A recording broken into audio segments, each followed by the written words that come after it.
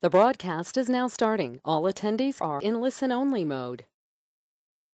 Hello, everyone, and welcome to Shipley's webinar today. We are so happy to have you with us. And today's webinar is on aligning your virtual approach in business development. So, to those of you who submitted questions at registration, we are so grateful for those. They help us shape this webinar into something that works best for you. So thank you for that. A couple of other things. We will have this presentation and the slides available on the Shipley website by tomorrow. So if you would like to rewatch, if you would like to share it, we encourage you to do so. Also, if you have questions during the webinar, you can submit those in the questions tab on your control panel, and we will get to as many as we possibly can. I am Mallory Price. I'm training coordinator at Shipley. I also handle some online training, some in-person training, resource management, and some marketing. And I am happy to be here with you. We have a great panelist, including Josh Ellers, CEO and founder of Patry, that provides innovative cloud-based software to empower data-driven qualification and increase win rates. He has 12 years of experience in public and private sector proposals, most recently leading marketing and proposals at OpenGov, and prior launching the public sector businesses at Qualtrics and Metalogix. As we discuss virtual business development today, Josh brings a wealth of insight into the technology element. Todd Barnett is also with us. He is president and CEO of Shipley Associates. He has over 15 years of public and private sector business development. He's led several pursuit teams on major bids and has supported many small businesses to help them penetrate the federal market. Brad Douglas is also here, and he will be moderating today's session. He is Executive Vice President of Shipley and is charged with overseeing Shipley's international work and our training practice, including online, classroom, and on-demand training. So welcome to our panel. I'm so happy to have you join me today, and I'm excited to learn from you. So let's get to the agenda. And Brad, I can't see the agenda just yet, so there we go. Okay, so we will talk about how business development is defined. What do we mean by business development? And then we'll talk about what we mean by virtual. We'll talk about our current environment, what has stayed the same, what's changing, sometimes even changing daily, and how to align our current environment to our business development practices. We'll talk about core best practices, virtual proposal development, and tips for leveraging social media in these practices. And then at the end, if we have some time, we will get to questions and discussion. So without further ado, let's get started. Brad, the mic is yours. Okay, thank you everyone across the globe. I see we have folks from literally all over, and that's what's so nice about a webinar. Mallory, we have a few folks in the question tab, and you can ask questions indicating that they don't have audio. I would invite those of you who are on the webinar, if you do not have audio, if you're not hearing us, would you please go to your navigation panel and raise your hand? There's a little hand icon, and let us know. Or I think these are isolated challenges of audio, but I'm hoping for the most part everyone can both see the screen and hear our audio. And I'm not seeing a lot of hands go up. So for those of you who are not getting audio, please check your systems, your speakers. Make sure you're tuned in to whether you've got a headset or using your internal speakers, and check your settings. All right, well, let's launch into this. We know your time is valuable. Thanks for investing this time. You have a lot of options that we know on webinars to join and learning sessions. We hope you come out of this session today with just a little better insight into how you might look at your personal role and your personal situation along with your organizational situation to help improve your business development overall. So let's just start with some simple definitions. And I know we know most of this, but business development, it doesn't mean the same thing to everybody. We all kind of have our own little idea of what that means. So here's a couple of of basic definitions. Business development is the creation of long-term value for an organization from customers, markets, and relationships. Long-term value is what we're trying to create when we talk about business development. Business development entails tasks and processes. It's not a one and done activity. To develop and implement growth opportunities within and between organizations. Okay, there's a pretty good definition of business development. I think we all know what we mean by virtual, but here's a couple ideas on virtual, since we're talking about virtual business development. Being on or simulating on a computer or computer network, occurring or existing primarily online, all right, or on the cloud, of relating to or existing within a virtual reality. So virtual business development, maybe that can be summarized by this statement. This comes from Lee Fredrickson, who runs a really nice marketing organization, and I think he's right on with this definition. Virtual business development refers to that part of our overall new business acquisition process that involves qualifying new business opportunities, preparing proposals, and turning prospects into clients. In other business-to-business situations, these activities are often called sales, and I would add the word marketing. They're called sales and marketing. But in a lot of our industries, for those of us on this webinar, because we've met a lot of you, it's more commonly known as business development, business acquisition process. Qualifying new business, it may involve a proposal of some sort and trying to convert a prospect into a client. All right, so we've laid the groundwork. Virtual business development. Let's talk about the environment we're in and how we make sure we're adapting and we're aligning our situation, our process, our tools, our approach to what's real, what's really going on. And there's a lot going on right now, and it's not just the pandemic. There's a lot of trends and directions that are going on in business. So, Todd, I was wondering if you'd walk us through some of the current environment and what's going on. You get a very broad look at business environments in a lot of different industries, small and large companies. So would you walk us through some of these trends you're seeing? Yeah, I'd be happy to. Thanks for having me on, Brad and Mallory. So to Brad's point, a lot is evolving. There's a lot of adaptation that needs to happen. However, a lot of the environment stays the same, no matter what adaptations happen. This first point here is that some harsh attitudes towards BD and capture professionals. That has stayed pretty consistent through the years, hasn't it? Everyone's been in those situations. You have to earn trust. You have to earn credibility. So it is still the first step in a lot of sales situations.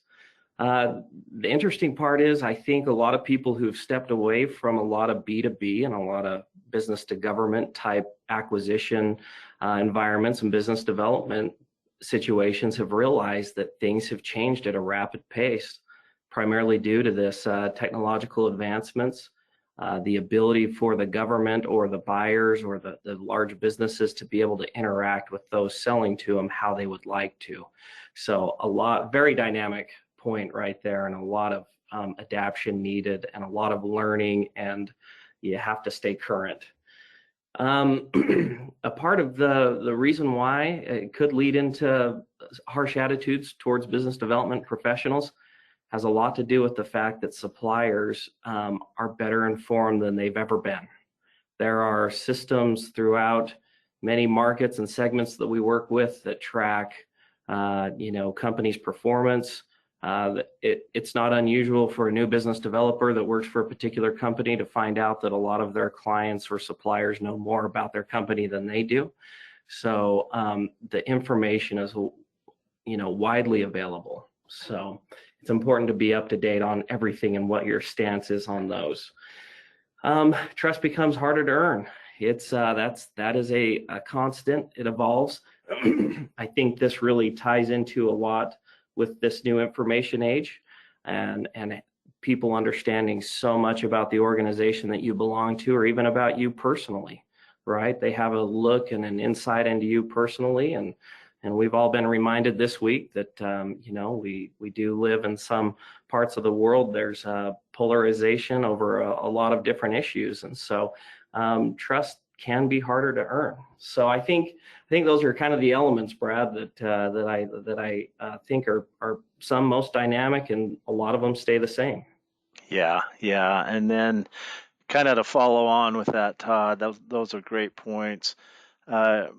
Maybe this slide, you can just summarize again some of those key points of some of the old ways of doing business. They just aren't going to fly, and so maybe you can talk us through a couple of these points. Yeah, it's been incredible to me, Brad. I think that regardless of how our clients or how the customers, and it doesn't matter what market segment you're in, healthcare, technology, defense, it doesn't matter what the way the framework or how they create the competition or the competitive environment or the RFP or anything of how they choose to buy. They typically, the one underlying theme is they buy from people they trust, right? Trust is earned in a lot of different ways, and depending on how they're buying, the methods they use, you can create trust in different ways, but that is an underlying principle that does not go away. So then the suppliers who can establish trust and then demonstrate the value have the advantage, absolutely. And I think that trust without value, a lot of times is a dead end. Customers are too smart. They have too much information. So we have a saying around Shipley, tell us about your customer's customer, right? People want to know that the people that are selling to them or doing business development are in tune with what their needs are and what their customer base is like. So that's a really great point there. I think that you can't overstate, and many of you on this call we know take a lot of different professional sales trainings in addition to business development trainings that are around this need of understanding your clients or customers' underlying issues and needs comes first always. Without that initial understanding and inquiry, odds are that things will not be successful for you. And then it's worth repeating, they want value. And keep in mind that the saying, the customer is always right, in many cases is correct. And it always is when they have a real preference on how they like to buy. So you've got to be in tune totally on how they like to buy. And depending on what their methods are, you need to figure out how to add value within their framework. Great, Todd. As you were talking, I started trying to connect the dots a little bit on some of these bullet points and asking myself, well, how do you create trust and how do you create value? And I know a lot of times we talk about how important it is for us as business development people in any role. It doesn't matter what our role is. It could be account executive, it could be capture manager, proposal manager, whatever it is, technical lead. We have to be good at asking questions. And you said that one question. We ask our prospects, tell us about your customer's customer. We have to establish trust and to add value, just like you said here on this bullet point number 3. We have to know their business. The only way we can know their business is to research it and ask questions, business questions, good questions, the same way we understand those underlying issues and needs. So we can't go into a discussion or a web conference or a call and just start rattling off a bunch of features about our company and how great we are and how fast we are and all that. It's about solving problems. So all of these bullet points are so relevant. And it really boils down, if we're going to establish trust, we've got to ask really good questions, listen really well, and uncover, peel that onion back to where we get to the real mission, the real goal and objectives. Thank you, Todd, for that. I'm going to ask actually everyone on this webinar today, if you'll go to your question tab in your control panel, and just answer this question with a couple of words or maybe a short sentence. Why is there this lack of trust between the buyer and the seller, for example, or between suppliers and customers? Why is it that there's sometimes this friction or disconnect or lack of trust? What has happened to create some of that? And Mallory, maybe you could unmute and read some of these answers coming in the question box. Sure. LPTA, you want a Cadillac at a Kia price. The political climate, lack of face-to-face, information overload. Lots and lots of comments are coming in. This is great. Bad experiences from the past, overpromise and undeliver. Salesmanship attitude, that's a big one. Some people want something for nothing. Lack of sincere concern for the customer. Misconception that service providers are greedy and not looking for a partnership. Wow. Yeah. Buyer presumes it's all about profits or the salesman. Unrealistic expectations. These are all really good. You all have great insights here. And they just keep coming. So do you want me to read some more? I'm watching them too. There's a lot of you that are just saying that customers are overwhelmed by people calling on them, and so that's coming up about every third or fourth comment. Don't trust, no trust. So yes, how do we develop that trust is so key. And I talked to one particular client group about 2 weeks ago about this very issue, and it is difficult being virtual. One idea that we came to collectively as a group was this concept, and Todd talked about it, is value.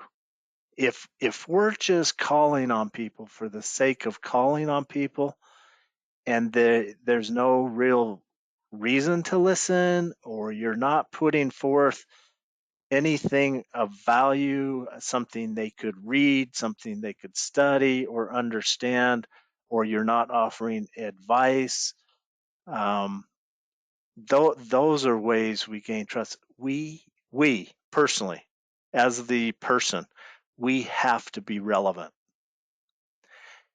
And to the extent that we're trying to call on people or build a relationship or establish trust, and they don't know who we are because we're not out there anywhere, they can't go to LinkedIn and see our credentials or our background or any articles we've written or published, or then how do they get to know us?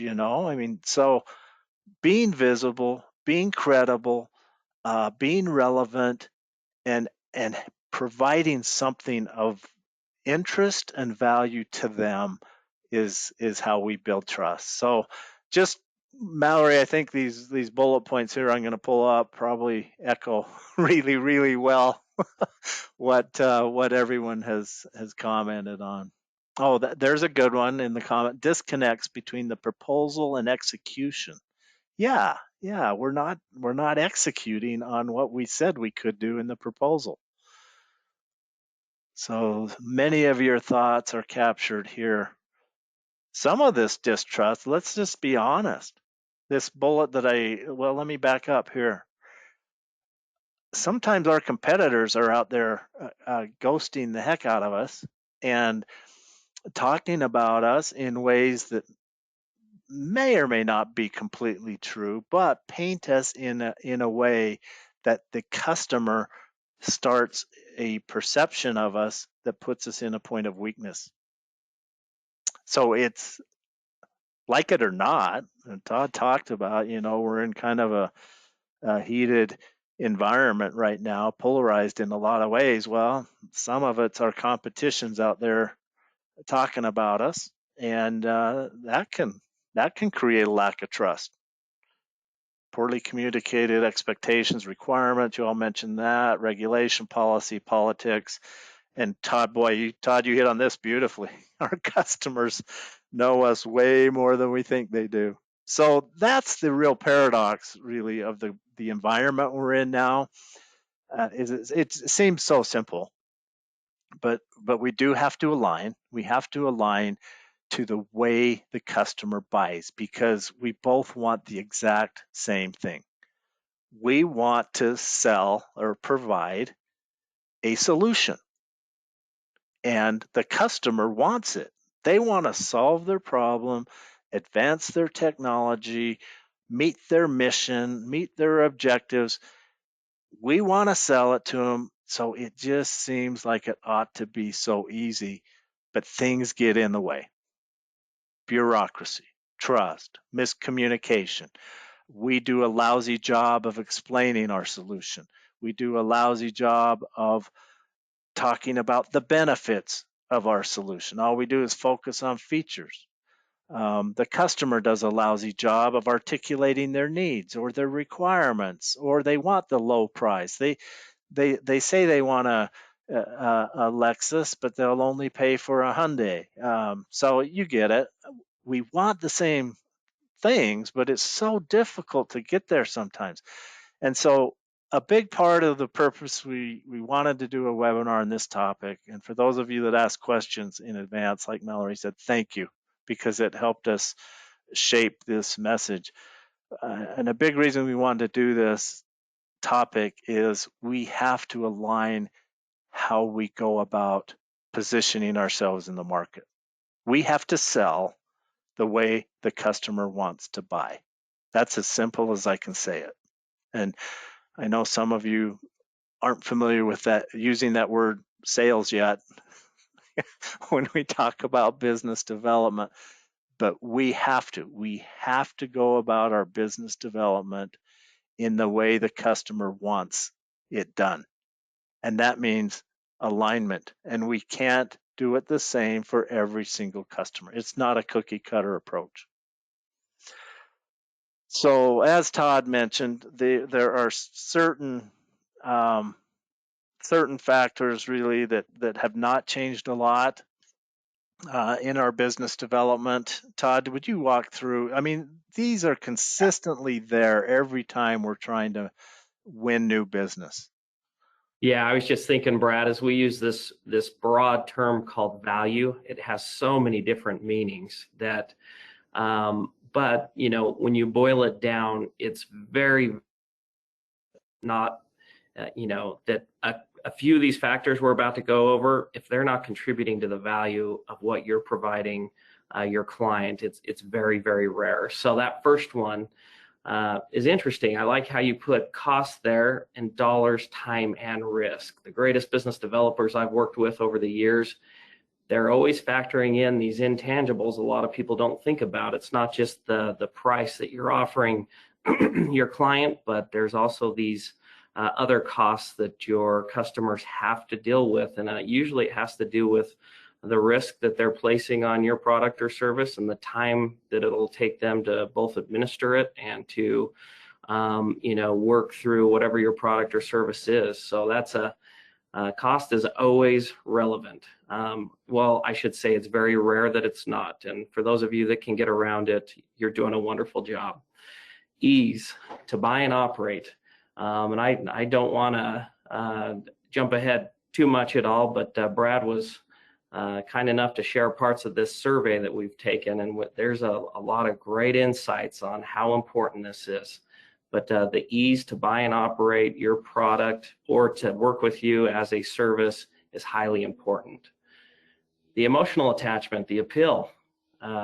This goes without explaining, but we know daily that buyers create reasons for wanting a specific product over another one, and a lot of it factors down to their appeal with it. So It's always good to always ask yourself and your company and your colleagues, how's our brand? How's the ease of these products? What's the appeal? Are we able to make an emotional attachment?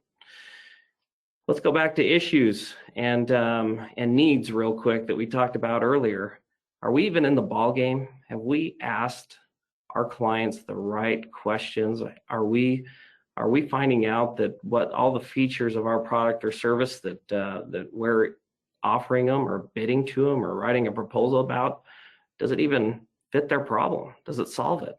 That's always an important thing to ask along through the process. And then performance, right? Quality is always an issue. Reliability, capability. It goes without saying that those routinely need to be reviewed, and you got to be objective about it, right? A lot of companies become guilty in the performance aspect of overlooking a lot of things that could be fixed. Lastly, quickly, support. How dependable are you? And keep in mind on bullet 6, sorry, it just disappeared there, Brad, on 06. A lot of this is reflected in your business development efforts, right? A lot of times your clients and your customers are going to attribute how well your firm may support them and your customer service after the fact, after they've actually bought your product or service, with how well you did it during the business development cycle. So factors to think about and always have front of mind. Great, thank you, Todd. And you're right; those are pretty consistent. Regardless of the environment we're in. A couple of things that are changing, and I know that there's been so much out there recently on most of this, and we won't dwell here except for a couple areas, and that's why we wanted Josh to join us here in just a minute. One area that is changing is we've got to take a good hard look at technology, but other things that are changing, obviously the percentage of people that are working from home and the limitations that puts on some of our styles, some of our approaches, our techniques to build a network and gain trust. We are more reliant, obviously, on technology today than 6-8 months ago. Potentially easier to make to decision making. This is interesting because again, a couple of weeks ago when I was doing this client session about virtual business development, we were having a good, robust discussion, and there were several people that chimed in that are business developers that said, you know what? I'm completely making lemonade out of lemons. I can reach more people now that I couldn't reach before because they're accessible.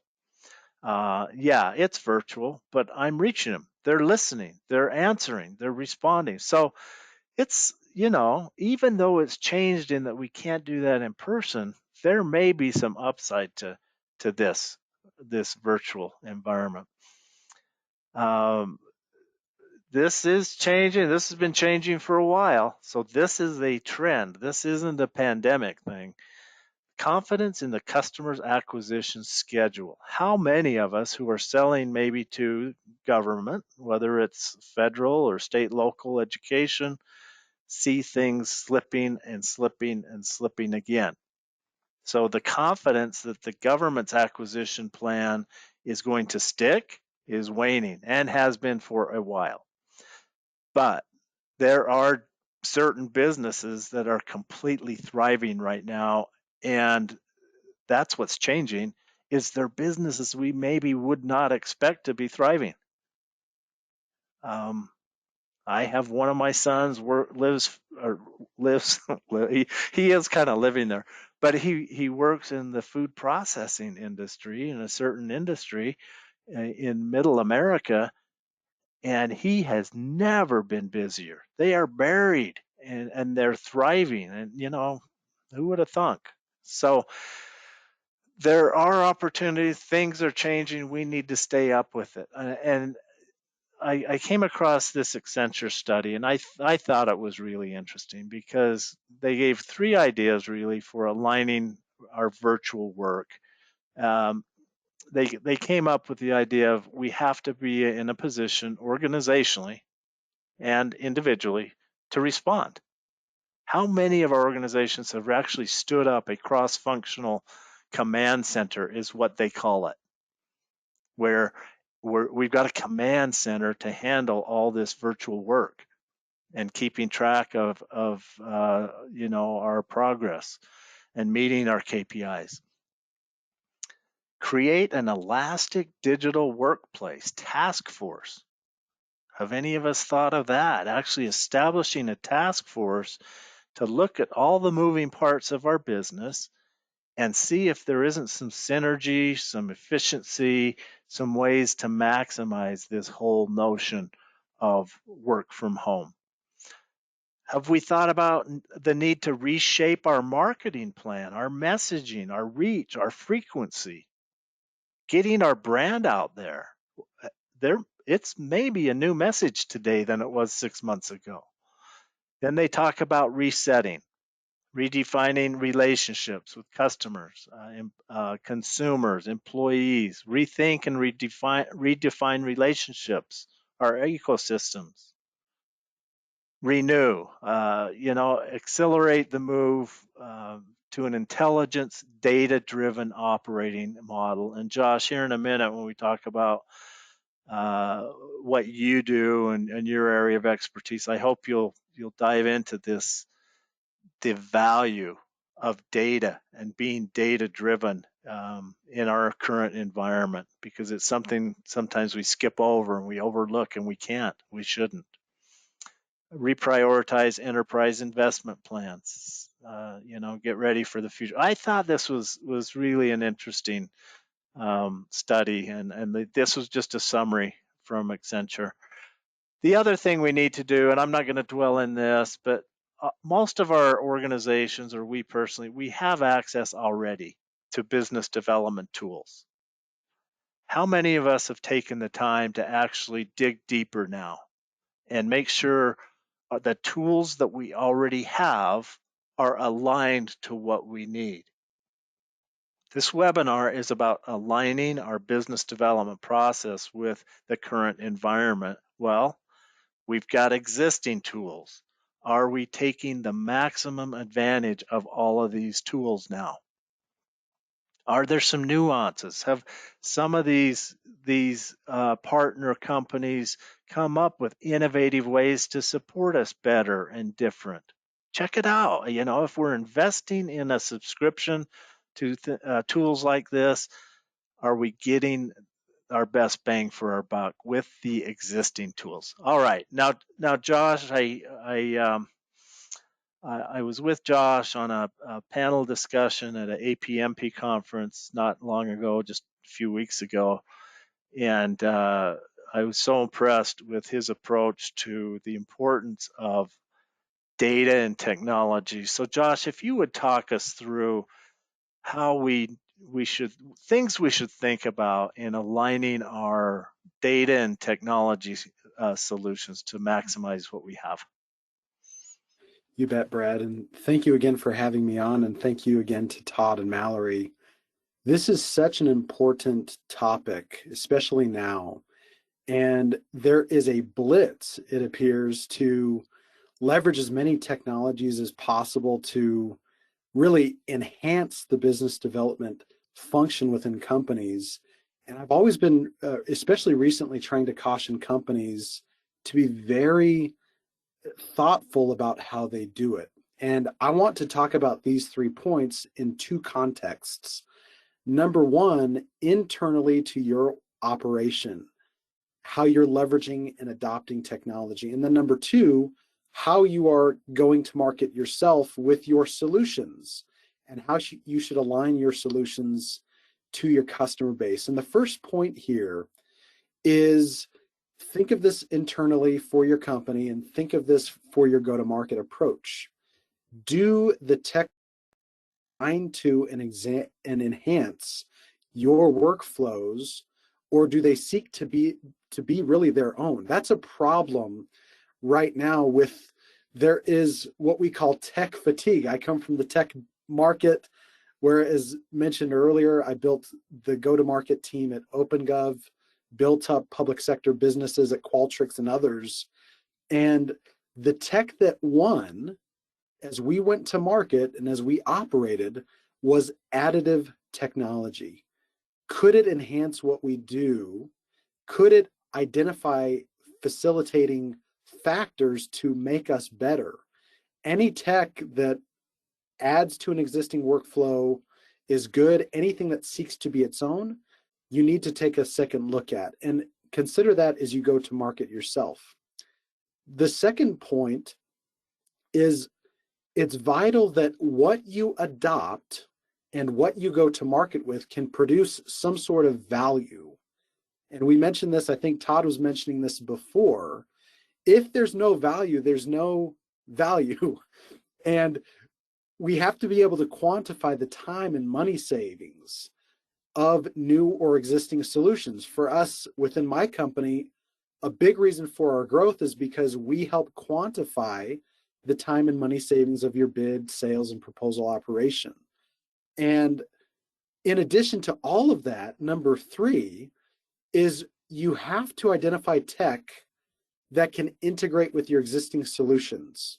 If you have a CRM, if you have opportunity identification like we showed with GovWin or Bloomberg Government or anything like that, and then in addition, if you have a proposal automation solution like the many that are on the market today, can the tech be fully integrated so that you have a full spectrum view of, for data integrity purposes, of the health of your business and of where you need to focus?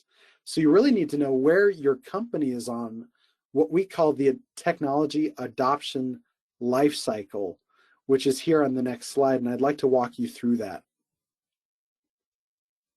This is something vital for companies to understand. Again, in the 2-frame context that I mentioned before. Number 1, as you go to market, you need to understand where your potential clients are on the spectrum of technology adoption. This is from a book called Crossing the Chasm by Jeffrey Moore. It's really about saturating a market. But really understand, are your potential customers the innovators? Are they adopting new solutions early on? Are they the visionaries? Or are they a little more pragmatic in their approach? And will it take longer for them to adopt? Are they on the late majority or on the laggards, right? Public sector, if you are a capture manager, business development manager, proposal manager, you're going to find that a lot of the public sector is in that late majority and laggard place, right? So be aware that as you go to market, try to identify where they are on this spectrum. And then the second context, as I mentioned before, is look internally. Where is your company? Are you a company of enthusiasts? Are you a company of visionaries? Or are you more pragmatic with your adoption? When you understand these segments of adoption, especially jumping more fully into this virtual world, you will be able to help navigate your company through the chasm, if you will, of really trying to do this all in a more remote fashion. As Brad mentioned earlier, there are so many opportunities out there for companies to capitalize on this virtual first world. And it's our jobs to really reduce the friction in our go-to-market efforts and in our internal operations so that we can more fully serve the customers. So with that, I want to pause here and see if Brad or Todd want to add anything to these points. Yeah, I'll just comment, Josh, about this chasm. This reminds me of the chasm between buyer and seller that we talked about earlier. That we as leaders, wherever we are organizationally, we have to be the ones to try to bridge that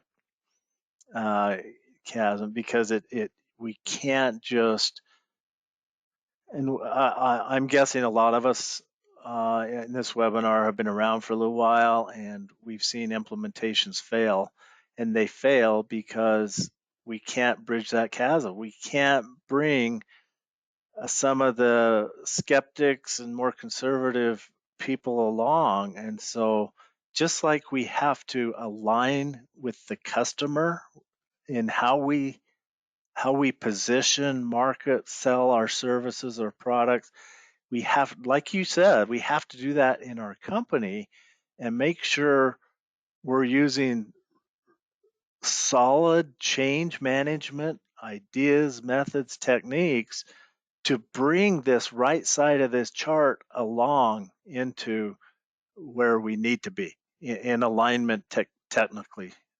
So I know I'm kind of repeating what you said, but it's the chasm that kind of caught my attention. Is that's what we got to close. Absolutely, Brad. And one final point before you move on, it's all about ensuring that, again, we reduce friction in our own processes and in our customers' processes. And finally, as we're deciding where to invest resources and allocate expenses within our companies, I have learned that data diffuses the emotion. So as we are deciding whether to invest in X opportunity or Y opportunity, there are always strong feelings. As mentioned on one of the first slides, find ways to leverage data to drive those allocation decisions and help your customers do the same. And that process will become much more streamlined and the friction will go to a manageable level. So it's super important for us to remember that. Great. All right, thank you, Josh. That's very, very helpful. And then, Josh, I know one of the solutions that your company offers focuses on a data-driven approach to qualifying opportunities. And so I just want to invite whoever's participating today to at least, if that's something your organization might struggle with a little bit, qualifying, really finding and qualifying the right opportunities using data, and not guesswork. Josh's company is Patri, and we've not just got to use data, we've got to take advantage of all of these virtual events that are out there popping up. I know there's a lot, but we can't ignore them. We have to participate in.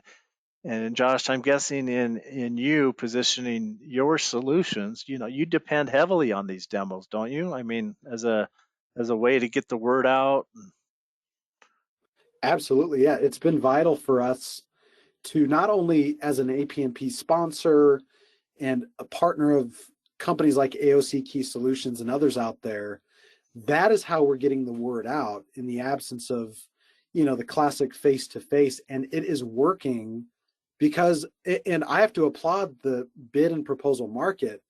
This market's willingness to learn is something I have never seen, coming from bid and proposals, even 5 years ago, as I was in the middle of it. So yes, it is a vital part of go-to-market right now, and they will continue as even, the new normal will be a subset of the virtual plus in person, right? So I'm really looking forward to what that looks like in the coming months and years. Great. So Josh, we had a question come in going back to that chasm. And I'm curious about your thoughts on this. How is trust impacted when the customer and the provider are on opposite sides of this chasm? Wow, that's a wonderful question. I appreciate you submitting this. Here's a formula that I've always leveraged in considering really aligning our company's capabilities to a potential market. And sometimes there's too much friction, if you will, and too much of a division between the provider and the potential customer that it makes more sense to not do business, right? Because you may not be able to fulfill your needs. And in fact, that is one of the biggest trust builders. When we are completely transparent with customers, we're not overselling capabilities. That is where you can embed the trust in the process if you're too far apart on the spectrum. Number one. Number two, it's really about looking at the opportunities that you have. Instead of looking at them as procurement opportunities, look at them as partnership opportunities, right? No side is going to have the perfect answers, the perfect solutions for one another. But as you join together to really identify the pain, priority, and deliverables and work together, you're in a good spot. But you have to be transparent. And the companies that are transactional, that look at opportunities like procurement transactions versus partnerships, really have that broken trust. But those that, despite the distance on the spectrum, those that are transparent and can help one another along the process and perhaps find a solution, it works out well. And if it comes to not providing a solution, it also works well because the trust and honesty is there. Great. Awesome. Thank you. Yeah. Very good. Thank you for that. Thank you for that question. Okay. Just one more as we were preparing for this webinar. Just something that came across from the Forbes Business Development Council. Some of you may be familiar with that. But I thought this was kind of intriguing. What do the next 3 to 5 years look like in your industry? Okay, and I wondered, okay, I saw that and I wondered how many of us are asking our companies that or our work groups, you know, and challenging people to think forward. You know, what do the next 3 to 5 years hold for us, likely? And we don't know for sure, but then the point here is now is the time to adapt your products or services to that new normal and continue helping businesses improve operations, adapt models, and recover. So is there an opportunity for our businesses to help other companies recover through what maybe they've gone through and kind of rescue them in a sense with what we can do and have to offer? I don't know if we're thinking of our target markets like that. Has the situation we're in, where it is virtual first and limited personal interaction, created recovery opportunities with our products and services that we hadn't thought of before? Just a thought. And I was intrigued by this, caught my attention. Now, for the final few minutes of the webinar, you will all have access to the screen's shots here. But we reached out to a large body of practitioners, business development practitioners, with a very simple survey of 3 or 4 questions. And Todd's going to walk through these. We're not going to read every one of the responses. This is only a very small snippet, by the way, of the responses. But we pulled a few of them out. We're putting them on the screen, but you can go back and read them later. We're not going to read them word for word for you here. You can do that on your own. But we thought this would be really interesting for you to see what practitioners on the ground are thinking when they were asked. Here's the first question. Todd, will you take it and then just walk through a few of the responses, and we'll go from there. Absolutely, and I'll speed us up here on time a little, but some really fascinating information here. And to comment on Brad's introduction there, we really try to make this sample size large. It's focused, but there's a lot of diversity involved in it. So we want people to be open, and so you know, what you're seeing here is there was a lot of surprises in it for me. But number one here, how would you rate the difficulty of managing a proposal virtually during a pandemic compared to normal times? This was a little more lopsided than I thought, but you know, apparently 11.5% of our respondents were very familiar and used to working in a virtual environment. I felt like it was the same. 46% slightly more difficult, and we'll get into a couple comments that describe that. 34% significantly more difficult. I would imagine if we took this survey 5 years ago, that top 34% would have been a lot higher. I'm thinking of what Joss was just explaining to us, and he used the term tech fatigue, and really talked about the importance of the additive tech wins. You can see here in the respondents and some of these that we'll review that tech fatigue is definitely a real factor here. Next one, after you adapt, it does not need to be more difficult, but the transition can be difficult. Okay, so that's good advice right there from one of our respondents.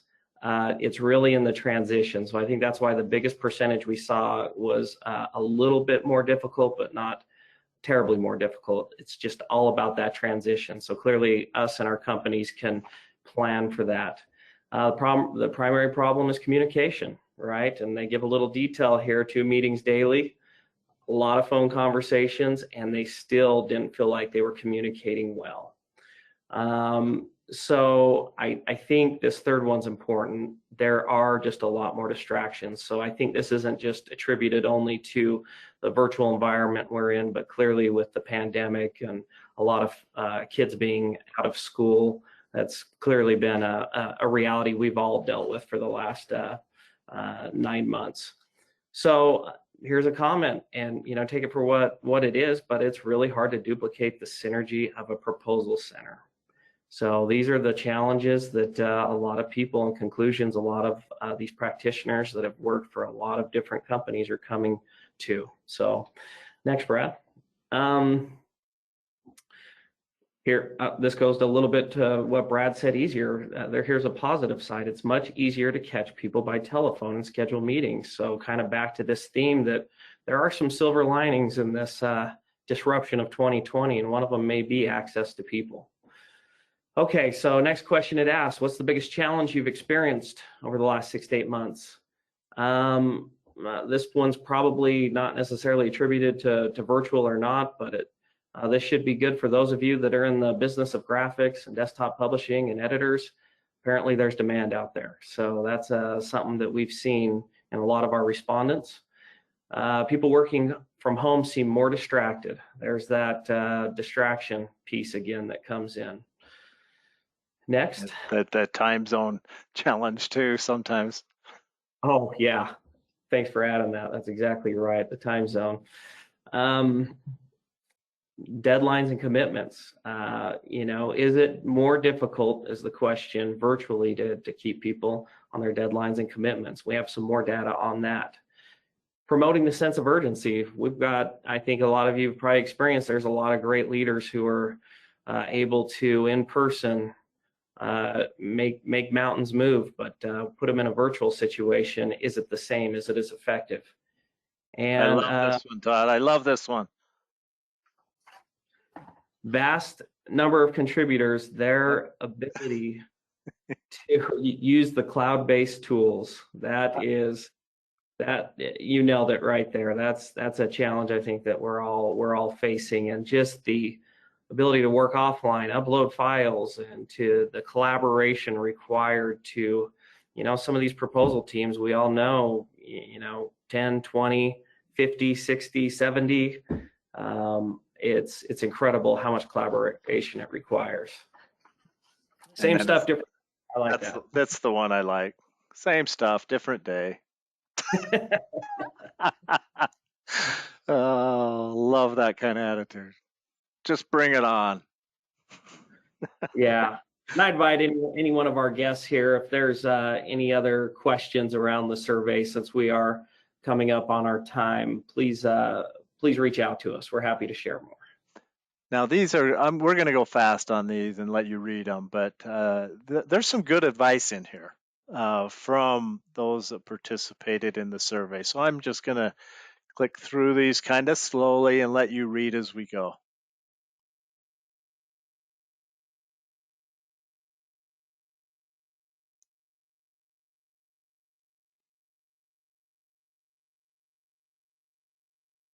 Brad, I just say that third bullet I hear a lot of. It's Well, those of us in in-person proposal teams and environments know how difficult it is to keep SMEs that aren't in the business development department on task, put them in a virtual situation. That becomes a real challenge. Yeah. Yep.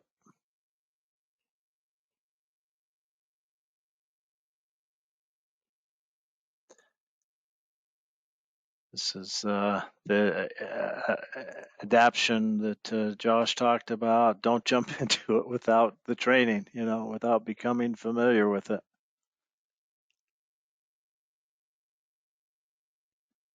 Good advice. Here's one more screen full of some good advice from some very skilled practitioners. Daily tag up meetings, big deal.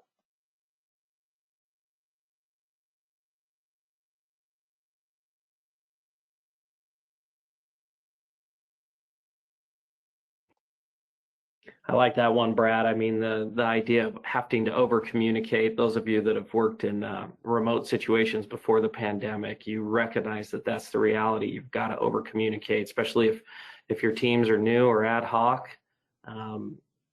Great piece of advice there. Yeah.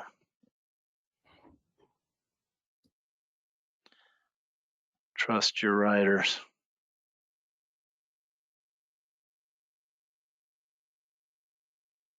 How important is that last one? If we develop some kind of tool or useful document or a how-to document, how important is it to share that? There's a lot of innovation going on all around us, just little things that make life and work easier.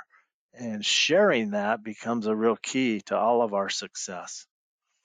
All right. Well, let me summarize. Thank you again, all of you, for spending some time.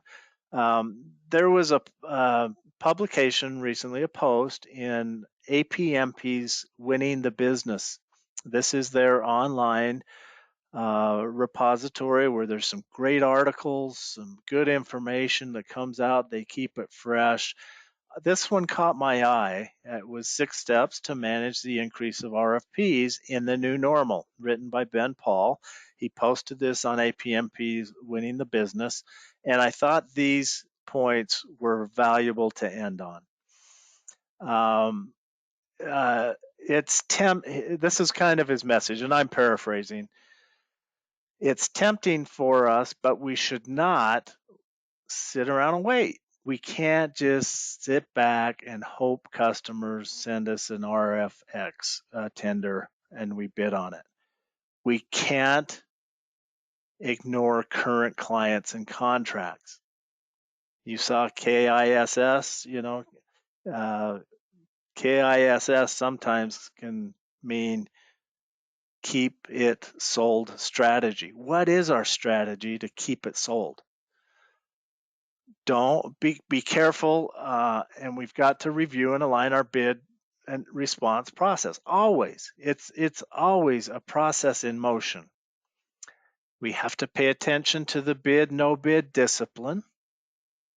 Don't fall into the template or boilerplate trap. I thought that was a very interesting caution that this author presented.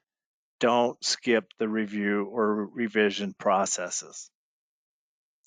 Don't shortcut. So if we've got color teams built into our process, we can still do that.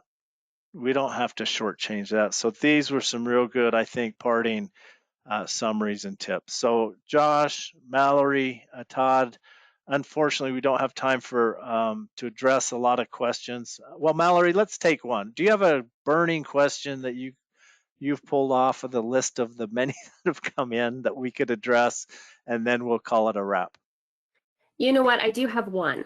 Okay. So it says our customers are feeling pestered by vendors. They indicate the need for time to get used to the new normal. Do you have any advice?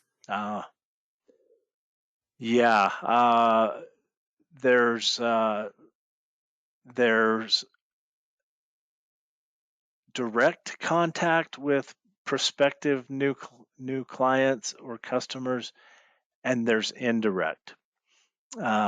By that, I mean, sometimes we can start building an indirect relationship if we can provide that customer, and I said this earlier, but I'll repeat it, something of worth or value to them. It could be an article, a white paper, a study, a testimonial. So you're not seeking an appointment. You're not seeking a call. You're not seeking anything. You start by providing something of value, worth, and interest. Start there, because so many others are starting by, boy, I'm going to call you at 3 tomorrow afternoon and go through this. If you're communicating by email, it's got to be very short, very concise, and very crisp. And it's got to be, again, something relevant. Don't just ask me for an appointment. Give me something. Those who give something, those who provide something of value first, have the very best chance of augmenting that relationship and expanding it. That would be my only advice, is don't go direct first time for an appointment, a discussion, a date, or anything. Build your credibility, provide something of worth first, and then try to ease your way into the relationship, because whoever wrote that question is right on. Customers are getting bombarded, and they're getting bombarded by people asking for appointments.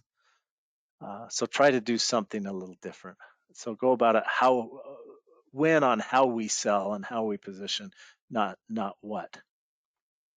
Great question. Thanks, Mallory. Thanks to all of you. Again, here's our next webinar that we'll do next month, early in the month. We're going to talk about some of the alternative procurement methods that we're seeing trending and popping up more and more often, and some of the nuances associated with that. So we invite you to participate in that if that's of interest to you, and we'll be posting next year's webinar schedule for the first half of next year real soon. But thank you so much. It's been a pleasure. You've been great to provide questions before and during. So Todd, Josh, Mallory, thank you, and we'll call it a day and wish you all the very best. Take care. Thank you. Thank you.